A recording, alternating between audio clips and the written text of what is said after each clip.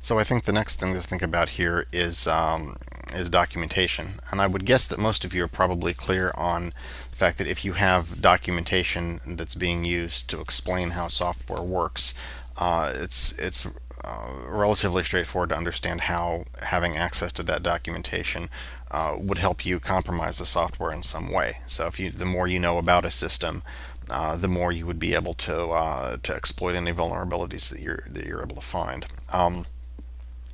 The book lists a whole bunch of different types of documentation that might be of some use to penetration testers. I don't think there's too much to say about this other than to make sure that we're all clear on exactly what these acronyms mean. So let's talk through this slide pretty quickly here. XML documentation is going to be XML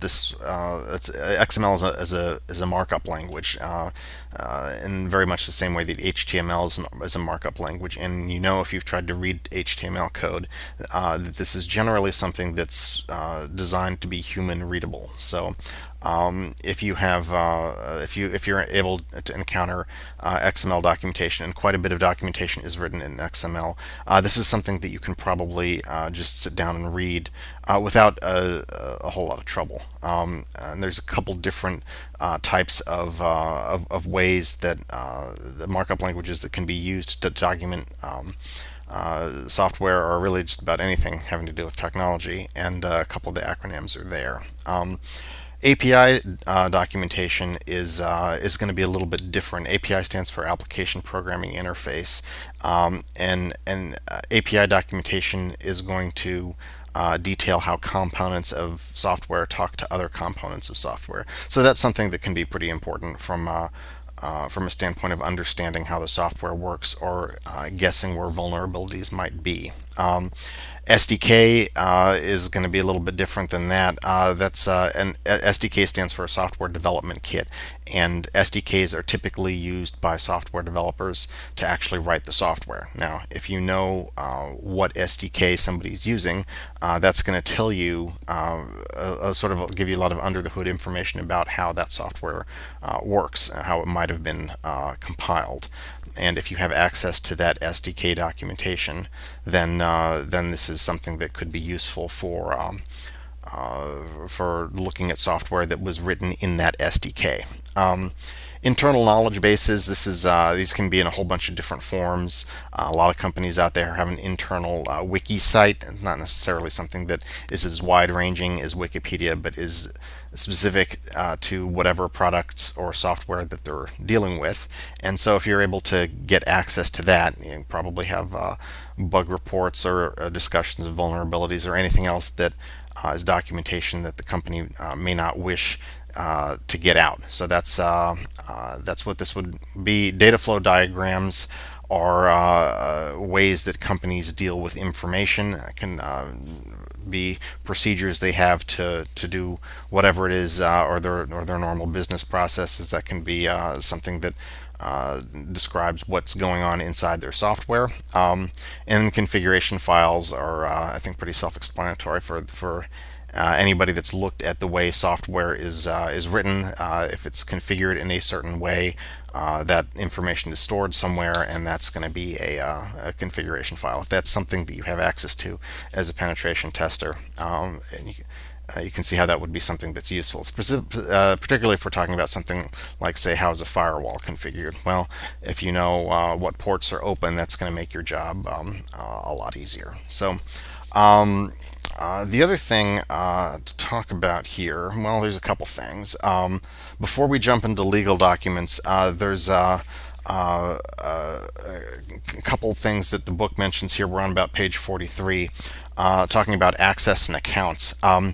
If you're given a access to the server that you're trying to get into, this is going to be something that's a little bit more typical in a white box test. If I'm actually given access to the machine, then you can see how that's going to not necessarily be a penetration test in the way that we normally think about them. If I'm trying to access a mail server and they just give me an account, well, what exactly am I testing for then? Well, That's going to be something that's done in some white box tests. And the way to think about this is if you are trying to deal with something that's an insider threat, somebody in the company that's trying to do something nefarious, well, they already have an account on the network in some place, presumably.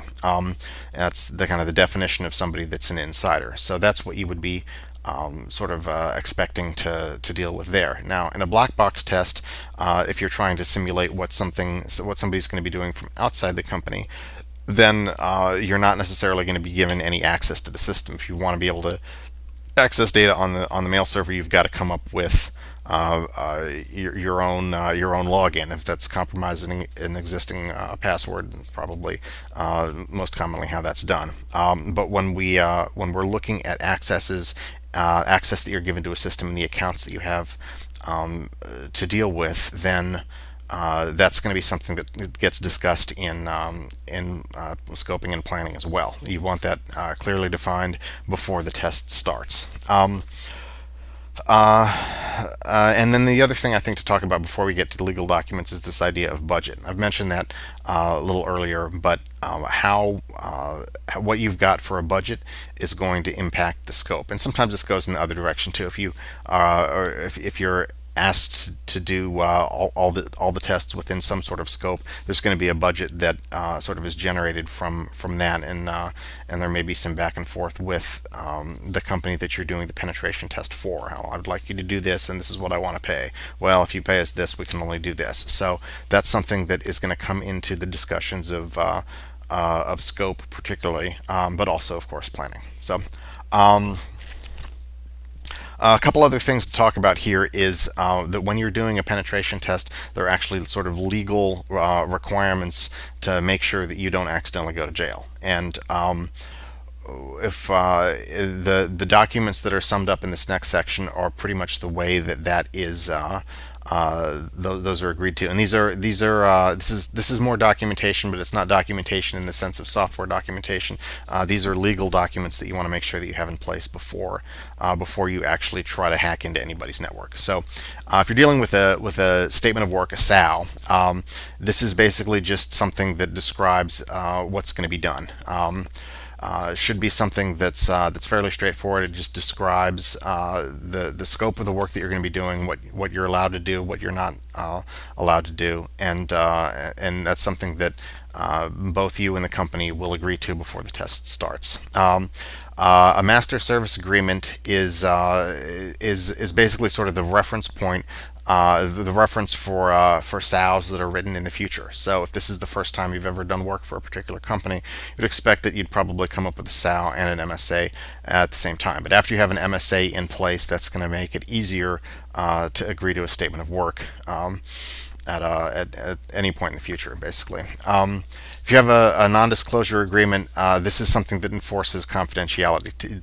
Now, for a penetration test, you may not necessarily be asked to sign an NDA by the person that you're doing the test for, but if this is something that you're doing penetration tests on a regular basis, you may be asked to sign one by your employer. I think probably that's where they're more commonly used now is if you have a certain amount of expertise that comes from knowing the business processes of a particular company, they don't want you to go out and get hired by a competitor and give all their knowledge away. So, but in whatever context an NDA is used, it's designed to make sure that there's some level of confidentiality that's sort of maintained throughout the entire process.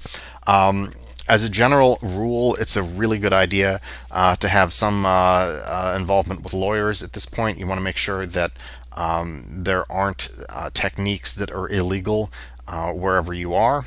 That you some activities are just flat out illegal. Some of them are going to be illegal if you don't have particular things in writing explaining that you have permission to conduct this test, and some of them should be fine. You want to be real clear on exactly what those where those limits are, and you want to make sure that that you've got something signed that's going to make sure that you don't get in trouble. These vary from place to place. I think probably too much to really be described accurately in the book. But be aware that these kind of laws vary, and as there's also some things to think about in terms of international sort of export compliance regulations. There are certain pieces of software and hardware that are going to be illegal to export from the United States. There are some laws regarding encryption, and if you decide you want to use certain tools on sites that are outside of the United States, be aware that that may not be something that is always allowed. So hang on just a second. Next, so understanding authorization. Authorization here is pretty much just talking about how making sure that everything's in the order that it needs to be legally. If you are saying that you have the authorization to do a penetration test, you need to make sure that whoever's giving you permission to do that has organizationally the clout to make that decision. And there are some potential sort of things that you need to be aware of for third-party authorization and also data ownership and retention. If you are doing a penetration test of a company, you may at the end of it, if it's been successful, have a large amount of data that you have sort of gotten in the course of the penetration test. There's probably going to be something that is arranged at this point in the process to make sure that that data is kept confidential. And if you've got a copy of it and it's for a customer, you're probably going to be legally responsible for it in some way. But there needs to be some sort of clear expectation that that's returned or destroyed, I suppose, if it's just a copy at the end of the test. There may be people that are impacted by a penetration test that are not the customer themselves. The example that your book talks about is the network provider for somebody that you're attempting to compromise. It may be important to get approval from that entity before the test starts. Now, if you're just doing an internal test and you're not touching anybody's network, that's probably going to be something that's less important. But as a general rule, you're going to want to make sure that if you're going through or somebody else's network or touching anybody's equipment as a result of that test, even if you're not doing a penetration test on their equipment, it's important to understand that they may have objections to it. So always a good idea to get in contact with them first. And then to close out the chapter is this brief discussion of compliance-based assessments and the sort of things that can come into play there. So there's a couple things to be aware of here. If you're doing a compliance-based test, it's always a good idea to be aware of what the requirements for that standard actually are. So depending on what sort of data you're handling or what that how sensitive that is, there might be particular requirements for those. It's a good idea to understand what those are. When we're talking about password policies here, what we're talking about is different organizations have different requirements with how frequently users need to change their passwords, or how long they have to be, or if they have to have various levels of complexity, or if they're allowed to repeat passwords. All that kind of stuff there is going to make a difference for trying to do a penetration test, and you should be aware of what the requirements are. You're not necessarily evaluating the policy is there, but you should understand what they are and how that's going to impact security at wherever you are. Data isolation requirements. There are some types of organizations in which it's legally necessary to keep data isolated from other data. Somebody's that's working in some department may not be allowed to have information that another department accesses or produces. So that's something to be aware of. If those policies are in place, you need to be aware of what those are. In in defense industry, in the defense industry, these are typically referred to as need to know sort of things, at least one type of them. That may be something that you should be aware of if you're doing a penetration test as well. Key management, this generally refers to stuff that's having to do with encryption. If you've got keys that are used for encrypting or decrypting data, then that's something to be aware of. I've seen some things go sideways when somebody accidentally deletes a whole bunch of keys. Be aware that that's not something that you want to do. Be aware of what those are and what the policies are before you do anything with that. And then limitations on network and storage access. I think this one's probably pretty straightforward. There's things that you need to be aware of when you're sort of maximum amounts of traffic that networks can handle. Be aware that you're not, when you're generating data, that you're not generating more than the network can handle. And something else I think to consider is that depending on what you're doing during a penetration test, it may have the effect of bogging down the network or keeping people from doing work elsewhere in the organization. So that's something else to be aware of as well. That concludes what we're talking about for Chapter 2. We will pick up Chapter 3 next week.